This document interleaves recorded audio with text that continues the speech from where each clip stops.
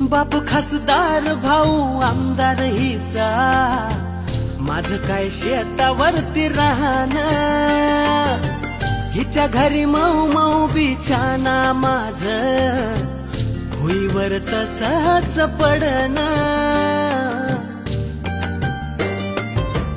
बाप खासदार भाऊ आमदार हिचा, माझं काय शेतावरती राहणं, हिच्या घरी मऊ मऊ बिछाना माझं भुईवर तसंच पडणं. एक त्या घरची है सुन ह्या घरची है, सुन ह्या घरची होणार ही पोर.